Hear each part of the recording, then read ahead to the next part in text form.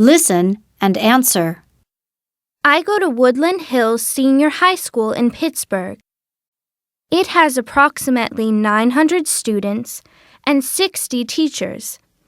The school year is from September to June, and there are 2 semesters, the fall and spring semesters. The school day starts at 8 in the morning and finishes at 3 in the afternoon. There's a lunch break at noon. You can have a hot meal in the school cafeteria, but many people take a packed lunch. I usually take sandwiches, potato chips, and a drink. We can't have soda in school, so I usually take juice or milk.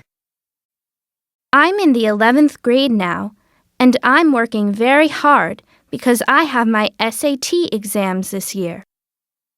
My grades are good, but I need good scores on my SATs. If my scores are good, I can probably get into a good university. I want to study math. I'd like to be a math teacher someday.